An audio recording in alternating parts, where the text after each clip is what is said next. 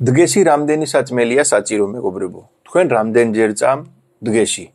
ზოგი ადამიანი 4-ჯერ წამ, ზოგი ეუბნება ცოტა ვჭამ, ზოგი ადამიანი ეძახის საჭიროა დილით რო ავდგე, საუძმე ყველაზე საჭიროა, ეს თუ არ ავჭამე, რას ამბობ, რაღაცა მოხდება.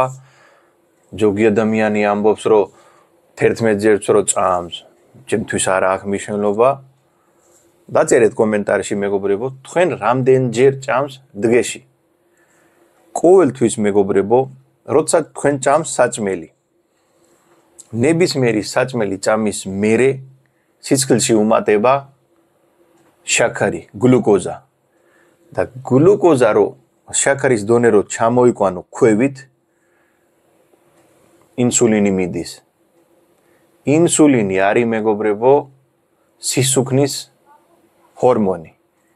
ინსულინი როცა გამუშავებულია, იმ დროს თქვენ გრამი ცხიმი ვერ დაწვათ.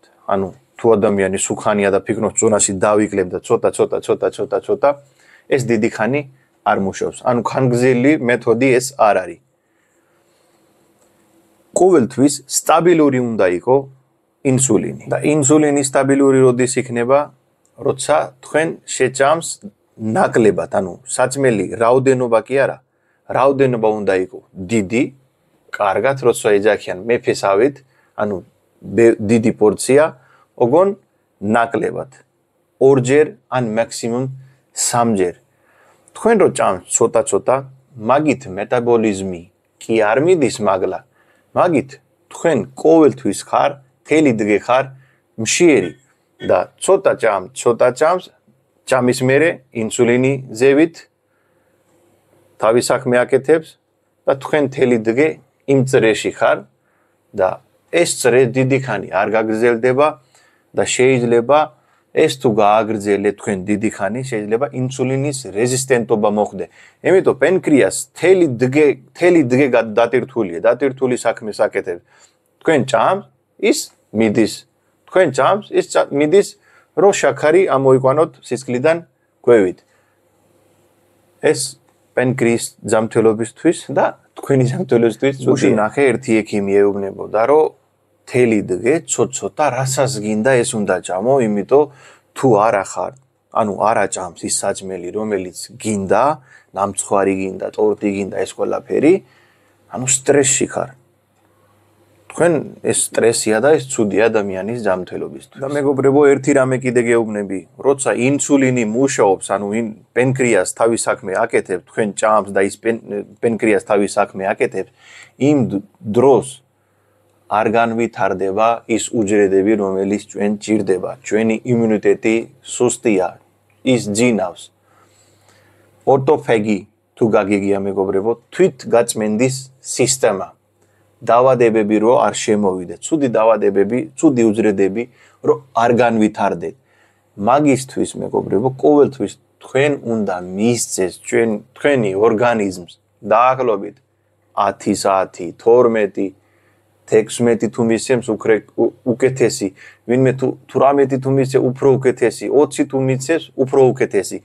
იმიტომ ყოველთვის კარგი არის თქვენი მთელი დღის კალორია, რასაც ჭამს საჭმელი. ჯერ კალორია არც უნდა დაითვალო, საჭმელის ხარისხია მნიშვნელოვანი. ერთი ჰამბურგერი რო ჭამს, იქ რო 800 კალორია და 800 კალორიის კარგი ცხიმი და კაი ბოსტნეული და პროტეინს რო ჭამს, ეს ვერ შეადარებს ერთმანეთს. მაშინ რატო გეუბნებიან ესენი ადამიანი, რომ კალორია დაითვალე? მაშინ მე 2 ჰამბურგერი შევჭამთ დღეში და საკმარისია ჩემთვის და არ გავსუქდები. კარგი ხარისხის საჭმელი არ არის. გასუქება არ არის მეგობრებო მარტო. ზამთელი უნდა იყო. წვრილი ადამიანი და სუქანი ადამიანის არ აქვს მნიშვნელობა. შეიძლება სუქანი ადამიანის ზამთელია. ეს სხეულის ფორმის აქვს მნიშვნელობა. თქვენ ზამთელი უნდა იყო. ზოგი სუქანი და ზოგი წვრილი, ამას არ აქვს მნიშვნელობა. კიდე ჩვენი გადამუშავების სისტემისთვის ცუდია ეს ბევრჯერ და ცოტა ჭამა. იმას ჩვენი გადამუშავების სისტემას სჭირდება დასვენება, ორი საჭმელის შორს დასვენება. ეს ხო როგორც მანქანას სჭირდება დასვენება, ისეა ჩვენი ორგანიზმი, გადამუშავების სისტემა. თუ თქვენ 3 საათის მერე ისევე შეჭამს, მერე კიდე 3 საათის მერე ისევე შეჭამს, ის როდის დაისვენებს და მერე დასუსტდება ეს გადამუშავების სისტემა და იქნება მერე კაბძობის პრობლემა და მერე კუჩი ვერ გახვალ და ეს მერე კიდე და კიდე ბუაშილი და ესეთი პრობლემა შემოდის მეგობრებო. ერთი შემთხვევაში კარგია ბევრჯერ ჭამა ცოტ-ცოტა საწმელი. როცა გაქვს დაბალი შაქარი, ეგეთი ადამიანი, ვისაც აქვს სიცოცხლეში დაბალი შაქრის პრობლემა.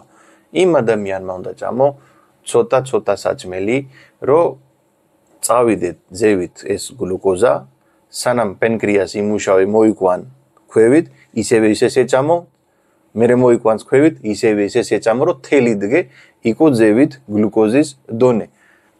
და თუ ხარ ჩვეულებრივი ადამიანი, არ ჭირს ეს პრობლემა, გინდა დიაბეტი, გინდა სიმსუქნის პრობლემა, gastrointestinal პრობლემა, გვიძლის პრობლემა, გადიდებული გვიძლი, ნებისმიერი პრობლემა გეუბნები მეგობრებო.